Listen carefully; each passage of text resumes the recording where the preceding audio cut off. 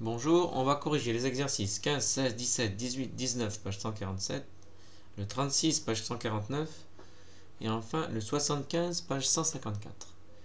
Commençons par le 15, page 147. Donc on demande de convertir les durées suivantes, et donc il faut compléter ici au niveau des trois petits points. Donc 4,8 secondes, on demande de convertir en secondes et en dixièmes. Mais là ici, quand c'est que des secondes et des dixièmes, c'est comme une unité normale.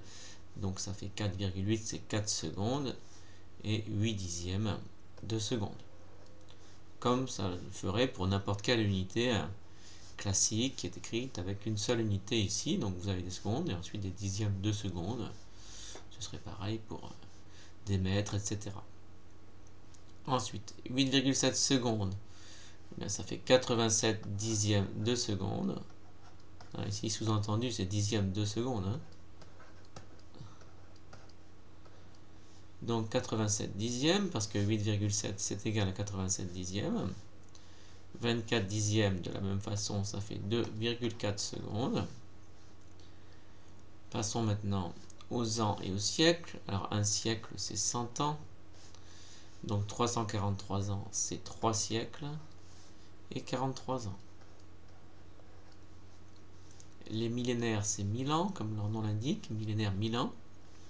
Donc 4,5 millénaires, ça fait 4500 ans.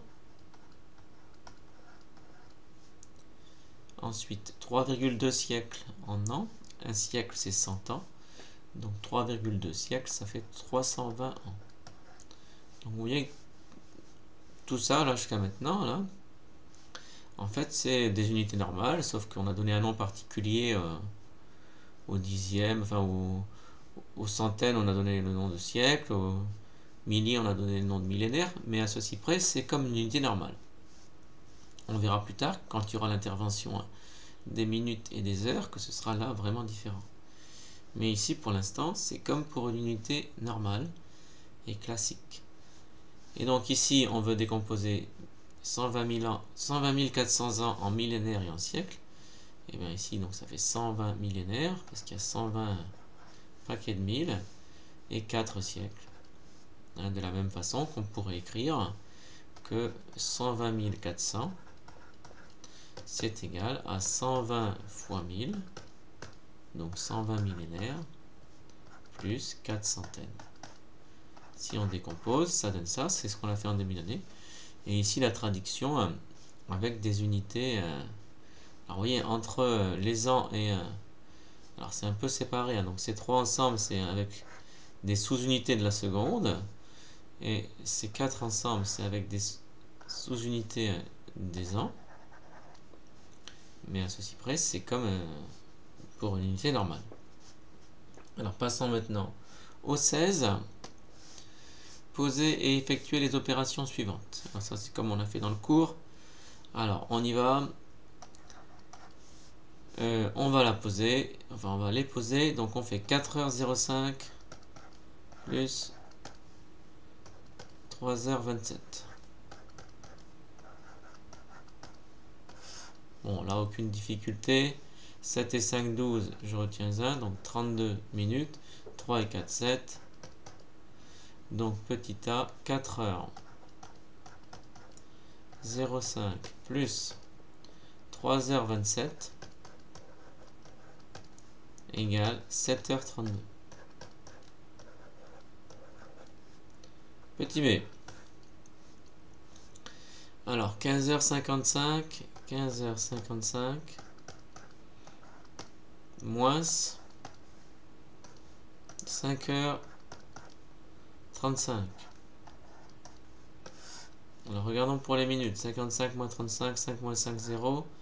5 moins 3, 2. Donc ça fait 20 minutes. 15 moins 5, 10. Donc aucune difficulté. Donc 15h55 moins 5h35 égale 10h20. Tant qu'il n'y a pas le problème de retenue, c'est facile. Petit c. 11h15 moins 1h41. Ah. Alors cette fois-ci, premier problème, parce qu'on voit que s'il faut soustraire 15 à 41, ça va pas fonctionner. Donc on va remplacer ici, on va casser 1 heure, donc on va dire que c'est pareil que 10 heures. Je casse 1 heure, donc 60, donc 10h75.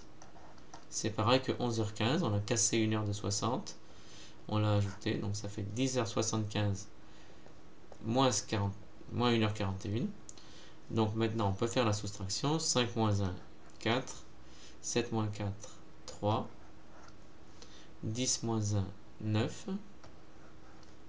Donc conclusion. 11h15 moins 1h41 égale 9h34 minutes. Passons au D. Alors, ici, 10h37 plus 10h33. Alors, c'est pas 5, c'est 7 ici. 10h37 plus 10h33. Donc, on y va. 7 et 3, 10. Je retiens 1. 3 et 3, 6 et 1, 7. 10 et 10, 20. Donc, on obtient 20h70. Sauf que, évidemment, ici, il est 70. On va en faire 1 heure. Donc, on va barrer ça. Et ça donne 21h10. On a effectivement ici décomposé. Bon, vous avez compris. Les 70 minutes, on fait 1 heure. Donc, 60 plus 10. Donc, j'ajoute 1 heure à 20h. Donc, ça donne 21h10. 10h37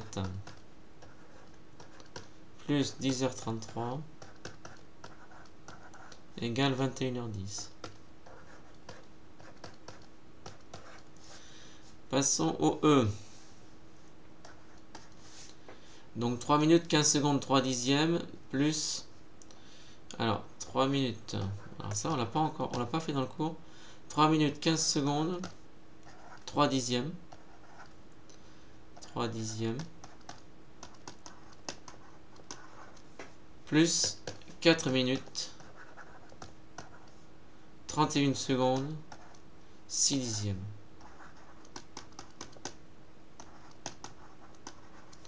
Alors, ce qui est un peu étonnant, c'est que vous avez une partie ici qui est classique et une partie ici qui l'est moins, avec des retenues de 60, alors que là on aurait des retenues de 10. Donc ici, bon, on peut faire directement l'addition, mais aussi il n'y a pas de problème parce que ça fait 9 dixièmes. Donc là, comme il n'y a pas de problème de retenue, ben, on ne va pas se rendre compte de la difficulté. Donc ici, 31, 36, 46 ici, 46 secondes. 5 et 1, 6, 1 et 4, pas de retenue. Et 3 et 4, 7 minutes, donc aucune difficulté. Compte tenu qu'il n'y a pas de retenue. Donc je ne réécris pas ici, voilà. Et on obtient 7 minutes, 46 secondes et 9 dixièmes.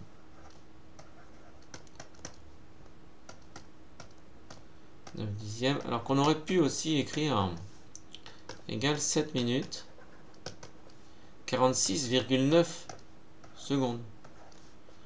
Parce que là, on sait que cette partie-là, on peut la traiter de façon décimale, donc on pourrait écrire 7 minutes et 46,9 secondes. Voilà pour l'exercice 16. Passons à l'exercice 17. Alors, exercice 17. Lors d'un marathon, Maya franchit la ligne d'arrivée à 16h08. La course a duré 2h23. À quelle heure le départ a-t-il été donné? Alors, ici, on a envie de faire, évidemment, enfin, on a besoin de faire 16h08 moins, parce qu'on veut l'instant de départ, donc moins 2h23. Opération que l'on va poser ici. Donc, on y va, 16h08. J'enlève la durée de 2h23 pour obtenir l'instant du départ. Donc je me rends compte que tel quel, je vais obtenir des minutes négatives. Donc on va casser 1 heure ici. Et on va mettre que c'est 15h68 minutes. Ce qui me permet maintenant de faire la soustraction. 8 moins 3, ça fait 5. 6 moins 2, ça fait 4. 15 moins 2, ça fait 13. Donc ceci, ça donne 13h45. Et on peut donc répondre, le départ a été donné à le départ. Alors, je vais écrire ça. Le départ a été donné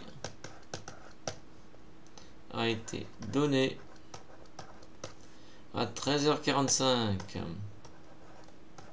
On dit à 2h moins le quart de l'après-midi. Passons maintenant au... Alors évidemment j'ai mis une page... Voilà, donc on passe maintenant au 18.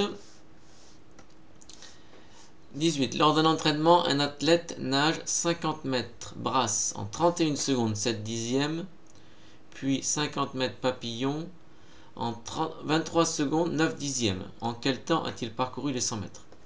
Donc il faut ici ajouter 31 secondes 7 dixièmes. Alors, je vais écrire comme ça. 31 secondes 7 dixièmes plus 23 secondes 9 dixièmes.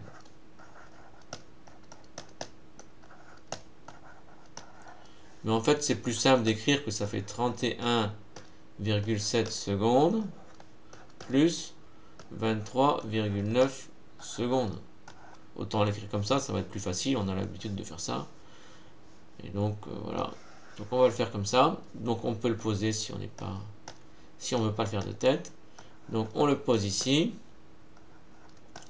On additionne les deux durées. Voilà, donc 7 et 9, ça fait 16. Je retiens 1. 3 et 1, 4 et 1, 5. 3 et 2, 5. Donc ça fait 55,6 secondes. Autrement dit, l'athlète, donc il a parcouru les 100 mètres. Il a parcouru les 100 mètres en 55 secondes et 6 dixièmes. 55 secondes et 6 dixièmes de seconde. 6 dixièmes. Voilà pour le 18. Passons au 19.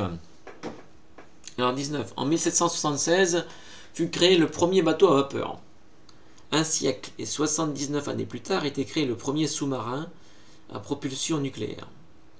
En quelle année fut créé ce sous-marin? Alors ici, il faut faire donc 1776, on va faire 1776. Donc ça, c'est l'instant du départ, l'année de départ. On ajoute un siècle, parce que c'est un siècle, donc un siècle, c'est 100 ans. Plus 79 années. Donc voilà ce qu'il faut calculer. Bon, on va le poser si jamais. Hein. Donc on va le poser sous la forme 1876. Donc, je mets ces deux-là ensemble, c'est un peu évident. Plus 79. Et donc on y va. 6 et 9, 15. Je retiens 1. Bon, c'est un calcul de base. 1, 7, 7, 14 et 1, 15. Je retiens 1. Et on obtient 1955. Donc voilà, donc c'était après évidemment l'invention de l'énergie nucléaire. Et donc ce sous-marin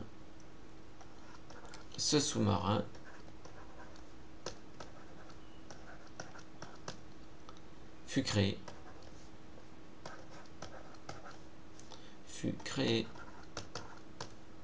en 1955. Voilà pour le 19. Passons maintenant au 36. Alors, poser et effectuer les opérations suivantes. Alors, on y va. Petit a, on la pose. 5 heures 48 minutes 34 secondes plus 6 heures 35 minutes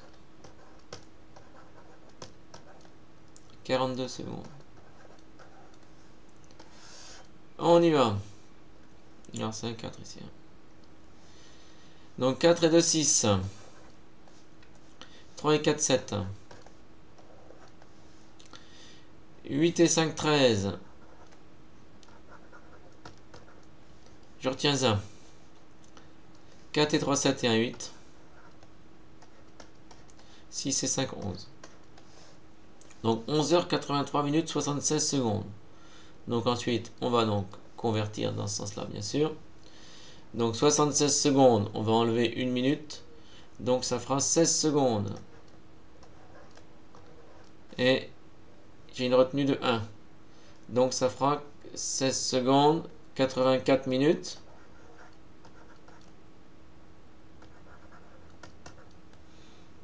« 11 heures. Mais c'est pas fini. Parce que maintenant 84 minutes pareil, il faut écrire que ça fait 24 minutes. Donc 24 minutes,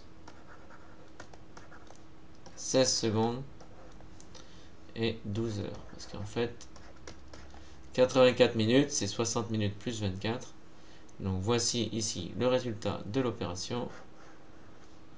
12 heures, 24 minutes, 16 secondes. Passons au B. Alors, je fais pas de phrase, hein, voilà, c'est simplement à écrire, donc voilà le résultat. Donc, le B, 48 minutes, 12 secondes. Il faut là encore la poser, donc on va la poser directement. 48 minutes, 12 secondes, 3 dixièmes.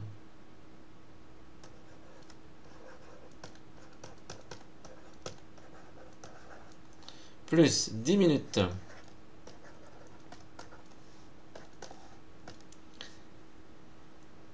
« 20 secondes. Et 5 dixièmes. Bon. Alors, 5 et 3, bah, ça fait 8 dixièmes, là, aucune difficulté. 8 dixièmes de seconde. 12 et 20, bah, 32 secondes. Il est un peu facile quand même celui-là. Et ensuite 48 minutes plus 10, ben, ça fait 58 minutes. Donc il n'y a aucune difficulté. Résultat, 58 minutes, 32 secondes, 8 dixièmes. Passons au C. Alors 14h35 moins 5h52. Ah, je me rends compte qu'ici, ça va, quand je fais la soustraction, si jamais je fais la soustraction, j'aurai des minutes négatives, donc ça va pas. On va casser une heure, donc au lieu de mettre 14h35, on va mettre 13h. Je casse une heure de 60. 60 et 35, ça fait 95. Donc, je vais le faire sous cette forme. 13h95 moins 5h52. Donc, on y va. 5 moins 2, ça fait 3. 9 moins 5, ça fait 4.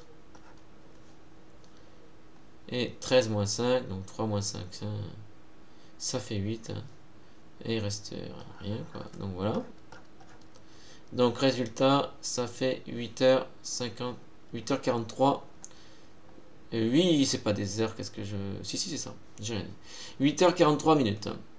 Voilà. Voici la réponse du C, 8h43 minutes. Et enfin, passons au D. Donc... mardi 4h15, alors c'est bizarre qu'il y ait une date ici, mais voilà, on va le mettre comme ça. Mardi, mais ça arrive. Mardi 4h15, on va voir pourquoi. Mardi 4h15, mardi 4h15, qui est donc l'instant ici, auquel on enlève une durée, qui est donc moins. Alors pourquoi je vais plutôt l'écrire ici, on a dit de la poser, donc on va la poser. Donc 4h15 moins 8h. Là, je ne mets pas de jour parce que c'est une durée. Là, un instant, je peux mettre un jour, mais pour une durée, non. Et là, clairement, vu ce contexte, c'est une durée, là. Donc, on y va. 15 moins, bon, donc ça fait 10 ici. 10 minutes. Et là, je me rends compte que si je vais soustraire les heures, ça va faire des heures négatives. Et donc, ça ne va pas parce que pour les heures et les minutes, on veut toujours avoir des nombres positifs ici. Donc ce qu'on va faire, c'est qu'au lieu de mettre mardi 4h15, ben on va faire pareil. On va casser mardi et on va le mettre lundi.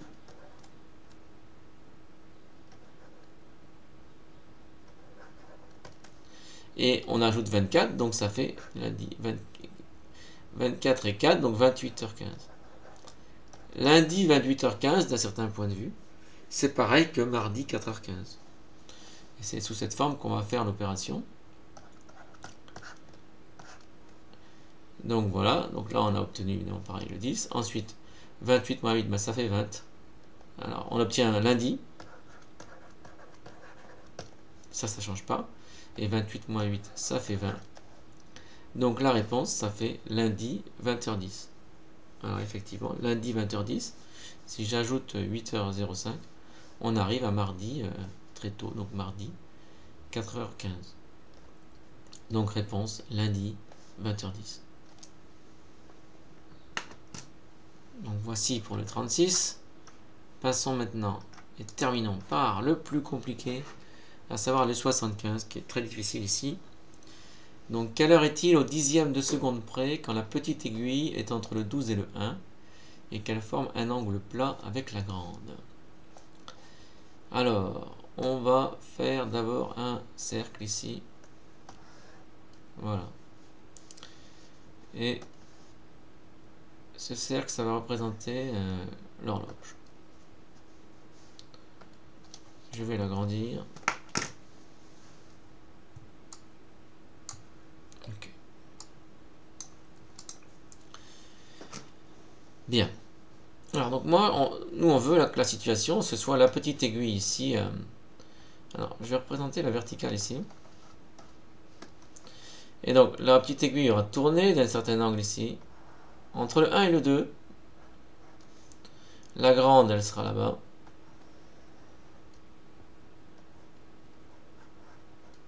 Et on veut qu'il y ait un angle de 180 degrés. Un angle plat ici. Donc là on a 0. Là on a 3 heures. Là on a 1, 2, etc. Bien. Donc question, on pourrait, comme effectivement ici on demande en secondes, bon, on pourrait savoir, on va se poser la question, combien de secondes se sont écoulées entre le moment où effectivement on était en 0, 0, donc il était 0h, 0, 0, donc la petite aiguille était ici et la grande aiguille était ici. Combien de secondes se sont écoulées jusqu'à cette position là. D'accord? Donc on cherche cette durée là ici. Bon. Donc on cherche, alors je vais utiliser une lettre, je ne vais pas tellement m'en servir. Donc on cherche combien de secondes se sont écoulées. X secondes se sont écoulées. X secondes pour arriver à cette position. D'accord? Donc X secondes écoulées. À partir de 0, 0.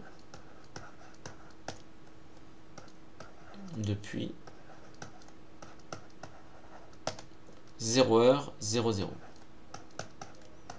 Et on voudrait savoir combien ça fait X ici. Sachant que ensuite, ce nombre de secondes, on pourra le traduire en minutes. Et on aura donc le nombre de minutes et donc l'heure qu'il est. Le nombre de minutes écoulées, autrement dit, l'heure qu'il est. Alors, on va réfléchir en fait ici. Donc, comme on est en seconde ici, en une seconde, de combien bouge, parce qu'on est parti de 0, 0 là, en une seconde, la grande aiguille, de combien elle se déplace, de degrés, quel angle elle se déplace, en degrés là, quel angle elle forme. En une seconde, la grande aiguille, elle fait combien de degrés? Donc la grande aiguille,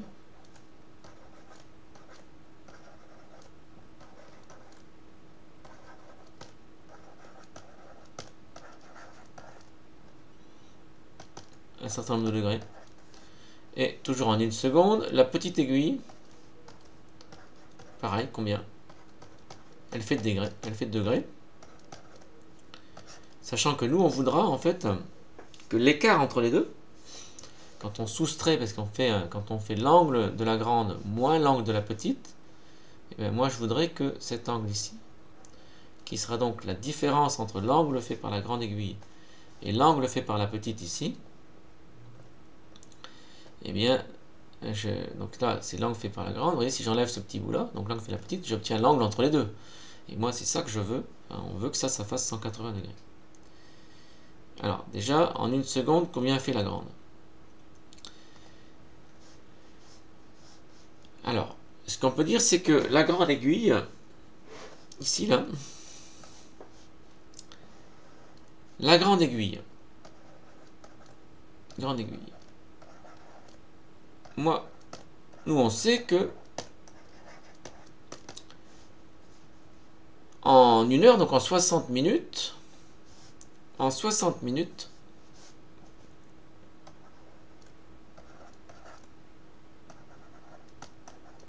donc la grande aiguille, elle passe de là, donc elle fait, en 60 minutes, elle fait combien de degrés? Ben, elle fait un tour complet. Donc en 60 minutes, elle fait 360 degrés. La grande aiguille, en 60 minutes, eh ben, elle a fait un tour complet, elle a fait une heure. Donc la grande aiguille, en 60 minutes, elle fait 360 degrés. Bon. Donc en une minute, bon, ben, il faut diviser par 60. Ça fait 60 fois moins. Si on divise par 60, très clairement, en une minute, elle fait 6 degrés.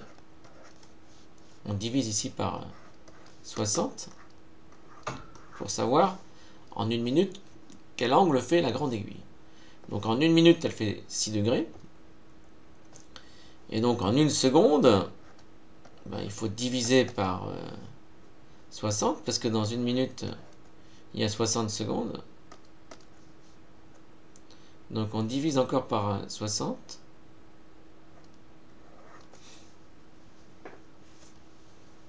Et ça, on va le faire, alors ça fait un dixième, alors c'est facile. Donc on divise par 60, ça fait 0,1 degré. Donc en une minute, 6 degrés. En une seconde, 0,1 degré. Donc ça, c'est la grande aiguille. Maintenant, la petite aiguille.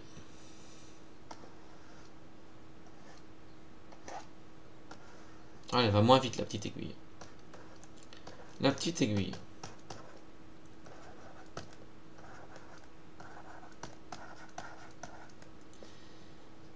Alors, en 60 minutes. On va faire pareil. En 60 minutes. Elle, la petite aiguille, elle est par exemple passée de 0 à 1, ou de 1 à 2, ou etc.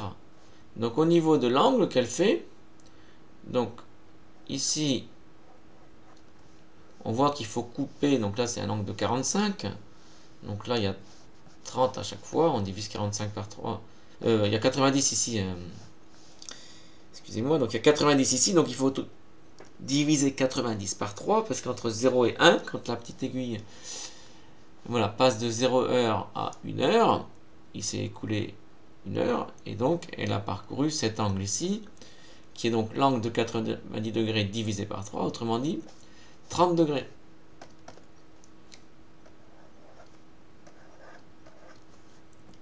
Donc la petite aiguille, en 60 minutes, elle fait 30 degrés.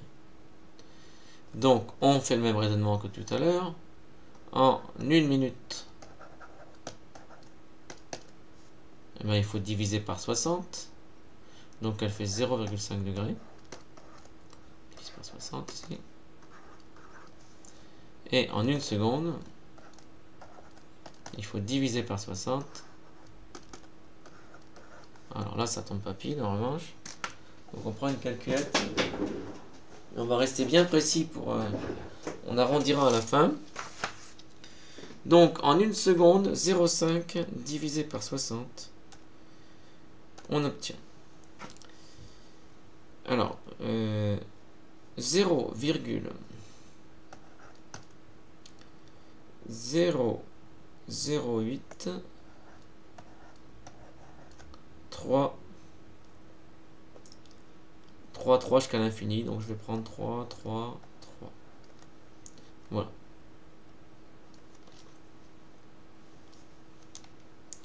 Donc en 1 seconde, si Si on fait 0,5 divisé par 60, on obtient cet angle ici de 0,0083333 degrés. Bien, alors nous on voudrait maintenant savoir en x secondes là. On veut que l'écart entre les deux, donc par exemple en une seconde finalement l'écart, quel est l'écart? Parce qu'au départ l'écart il est de 0 quand les deux petites aiguilles, quand les deux aiguilles sont l'une sur l'autre, puis après l'écart il augmente parce que la grande aiguille elle va plus vite. Donc l'écart, maintenant, on va s'intéresser à l'écart entre la grande aiguille et la petite aiguille. Alors en une seconde, eh bien, il faut prendre 0,1, donc ça c'est la grande aiguille, 0,1, moins ce qu'a fait la petite aiguille, donc 0,0083333,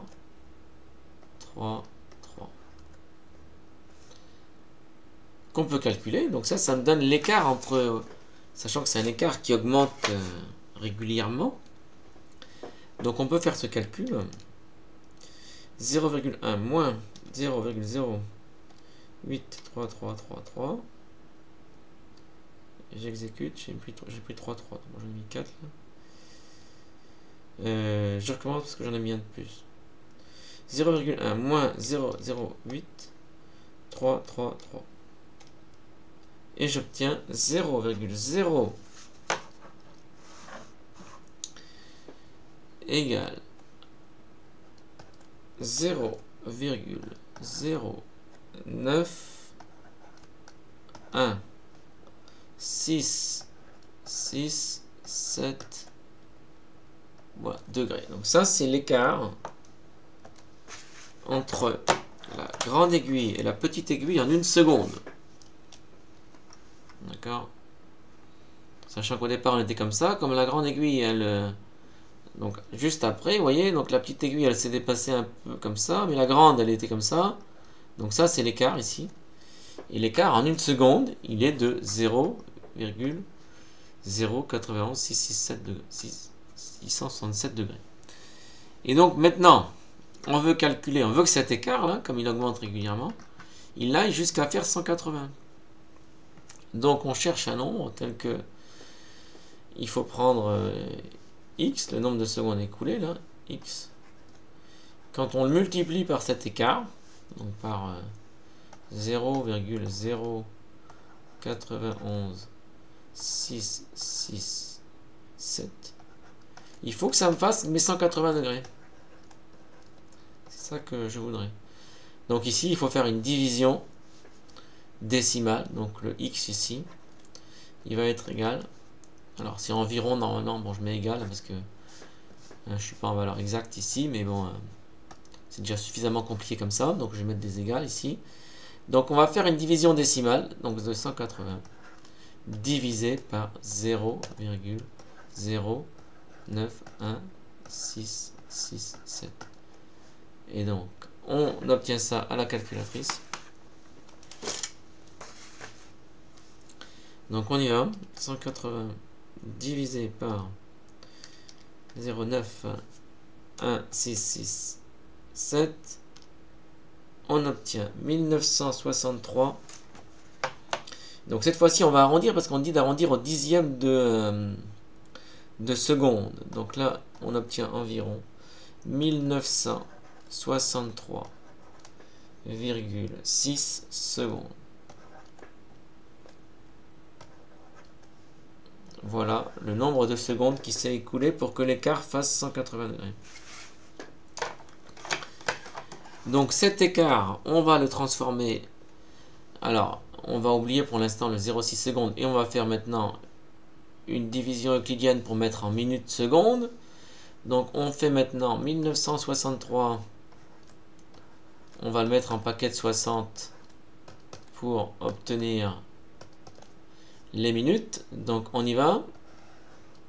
On fait donc 1963 divisé par 60. Et ça c'est une division euclidienne. Hein. J'ai commencé à l'écrire ici, on va la faire en division euclidienne. Donc on y va. 196, bon, on voit qu'il faut prendre 3 fois. 3 fois 60, ça fait 180. Reste 16. On descend le 3. Ici, on ne peut pas faire 3, il faut faire 2. 2 fois 60, ça fait 120.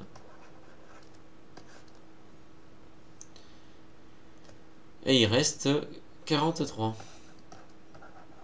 Donc ici, on a dit que ça obtenait 32. Donc 32, ça a l'air crédible, hein, parce que ça veut dire 32 minutes.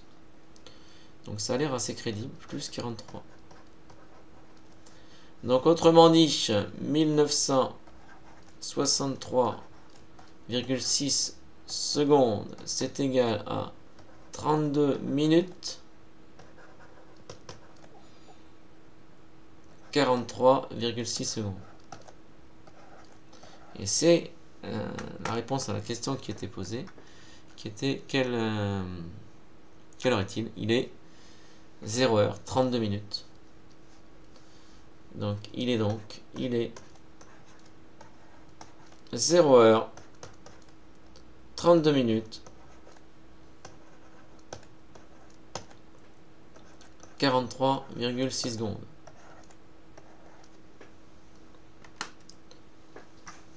Alors, ce qu'on pourrait faire maintenant, c'est représenter l'horloge à ce moment-là, en utilisant par exemple le logiciel ici, Carmetal, un logiciel de géométrie dynamique, ici, pour montrer qu'effectivement, à cette heure-là, quand on prend cet instant, eh bien, on a bien la petite aiguille qui est l'écart entre la grande aiguille et la petite aiguille qui est de 180 degrés, qui fait un angle plat. Donc allons-y, on va lancer Carmetal ici.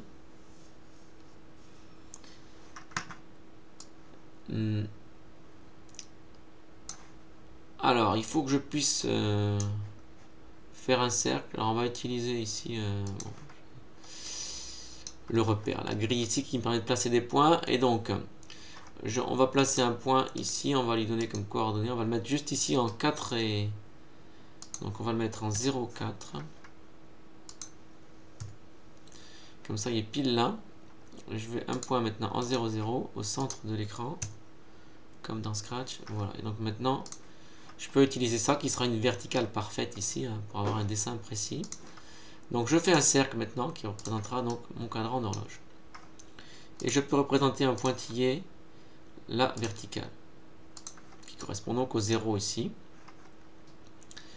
Et donc maintenant on va faire deux cercles. Un, on va les faire tous les deux en pointillé. Un pour la grande aiguille, un pour la petite aiguille. Voilà.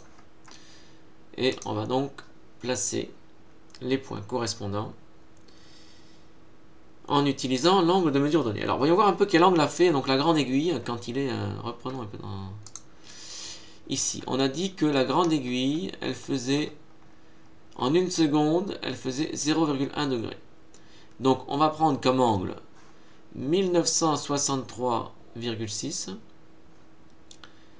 multiplié par 0,1. Donc en fait ça fait 196,36 degrés. Donc la grande aiguille, elle va être en 196,36 degrés. Hein, je fais le nombre de secondes ici, multiplié par 0,1, donc ça va décaler la virgule. Donc la grande aiguille, si je ne me suis pas trompé, c'est 196,36. Donc 196,36. On va vite voir si c'est crédible ou pas. 196,36. Et bien, c'est pas très crédible. Alors, vous voyez qu'a priori, il y a un problème. Sauf que, je me dis, c'est bizarre que le logiciel il me dise ça. Parce que normalement, 196,36, c'est plus grand que l'angle plat. Alors, oui. Vous voyez, l'idée, c'est que, attention, normalement, dans un logiciel de géométrie, là, dynamique, il y a la possibilité d'avoir des angles. Soit on accepte qu'ils soient plus grands que 180, soit on n'accepte pas. Et par défaut, très souvent, on n'accepte pas. Et donc là, par exemple, par défaut, le logiciel n'accepte pas que les angles soient comme ça, plus grands que 180 degrés. Et vous avez ce petit bouton là, qui autorise les angles voilà, à être supérieurs à 180 degrés. Sauf que ça n'a pas marché. Ah oui, parce que j'ai fait mon angle déjà, donc il est trop tard. Donc vous voyez, ça ce sera pour les suivants, sauf qu'il était trop tard. Sauf qu'il faut que je modifie donc celui que je viens de faire et que je lui dise que pour lui qui a été fait, je veux que les angles, vous voyez, plus grands que 180 soient autorisés. Et auquel cas, voilà, j'obtiens la position de la grande aiguille, qui serait donc ici, on va mettre, voilà. Et on pourrait donc faire la grande aiguille en bleu, en gras ici. Donc voilà la grande aiguille qui serait a priori comme ça. Sauf que là je fais des points, donc c'est pas très intéressant ce que j'ai fait. Je me suis trompé. Alors voilà, ce que je voulais faire c'est ça, c'est faire le segment en bleu ici. Voilà. Donc ça c'est ma grande aiguille. Je vais même mettre un vecteur, tiens, je vais mettre une flèche, je change. On va faire plutôt ça, avec une flèche comme ça, voilà. La grande aiguille comme ça en bleu.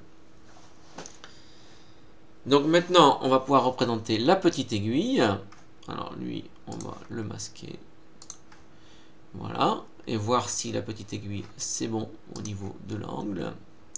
Alors la petite aiguille, on a dit que elle faisait en une seconde, elle faisait ça. 0,08. Alors là, le calcul, je vais carrément demander à Carméthode de faire le calcul.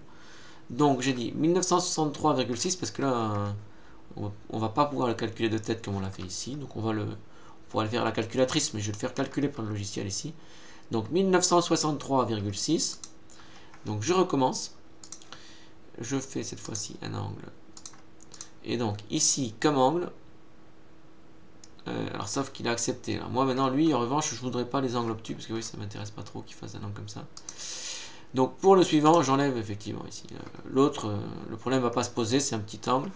Donc je vais le faire normal, sans autoriser les angles plus grands que 180 degrés. Donc on recommence. J'ai donc dit que je fais donc cet angle. Et comme valeur, on lui prend 1900, qu'est-ce que j'en ai dit là, 1963,6, 1963,6 multiplié par, et ici 0,008333, 0, alors évidemment sauf que donc 1936.4 fois, c'est ça, 1900, non, alors je vais enlever d'abord le fois, vérifier que je ne me suis pas trompé là, 1936, non, 1963,6, pas du tout bon ce que j'écris, 1963,6, 1963.6, et ensuite il faut faire multiplier par ce nombre là, 0,0083333, multiplié par, donc c'est une étoile, 0,0083333. Et voilà, alors on voit que ça a l'air d'être bon là, vous voyez, parce que donc ma petite aiguille, elle serait donc ici. Voilà, on va donc maintenant mettre en rouge la petite, alors non, je dis que je fais un vecteur. Voilà, que je fais une flèche, hop, sauf qu'il me l'a fait, et moi je la voulais en rouge. Voilà, on peut masquer ici. Et on voit que effectivement, hein, eh bien, la petite aiguille et la grande aiguille dans cette position, elles sont bien, manifestement, elles forment bien un angle plat.